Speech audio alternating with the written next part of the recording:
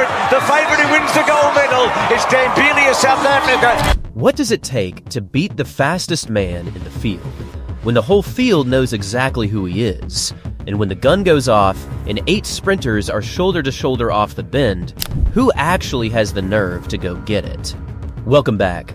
Today we are breaking down one of the most electric races of the 2026 Commonwealth Games, the men's 200-meter final, run on Friday, the 31st of July, at Scotstoun Stadium in Glasgow.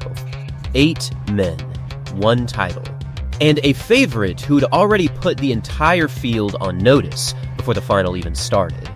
Before we get into the race itself, let's talk about why this final had so much weight behind it. South Africa's Sinesipho Dambile walked into this final as the fastest man in the entire competition. Not the fastest on paper, from last season the fastest right now, in this meet, in this moment. In his semifinal, he ran a jaw-dropping 19.82 seconds, and he did it looking almost effortless. Commentators watching that semifinal were already saying he looked ready to dip under 19.60 seconds if everything lined up. And here's the thing that makes this even more credible this isn't a one-race fluke. Just last month, at the Doha Diamond League, Dambile ran a personal best of 19.74 seconds, which put him among the fastest sprinters in the entire world this season. He was also right there behind Noah Lyles when Lyles broke the world record in the 150 meters, crossing in 14.78 seconds to Lyles' 14.67 seconds. So when Dambile walked out for the final, this wasn't hype. This was a man in the form of his life, stepping onto the track at Scotstoun Stadium, with a stacked field that included Nigeria's Udodi Onwuzurike, Jamaica's Christopher Taylor, Canada's Aaron Brown, and Australia's Lachlan Kennedy, fresh off a 100-meter silver medal of his own. Every single one of these guys had a reason to believe they could win. That's exactly why this race mattered. Stick around, because how it actually played out is even more interesting than the build-up. When the gun went off, the field got out surprisingly even.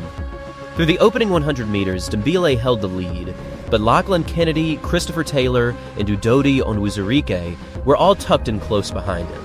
In fact, his opening splits were actually a touch slower than what he had produced in the semifinal, which for a moment made you wonder if this final was going to be a genuine dogfight all the way to the line. Then came the second 100 meters. Dambile turned it on, and just like that, he separated from the entire field. There was no dramatic lean at the line, no photo finish drama. He simply pulled away and crossed first in a time of 19.96 seconds, claiming his first ever Commonwealth Games title. Now, some fans watching expected an even faster time, given how effortless his semifinal looked. But races are not run in a vacuum-cold conditions at Scotstoun Stadium, and the cumulative fatigue of multiple rounds likely played a part. Still, gold is gold, and a Commonwealth title is a Commonwealth title. The podium crossing the line in second was Nigeria's Udodi Onwuzurike, clocking a season's best of 20.09 seconds. This wasn't just a good run, it was history.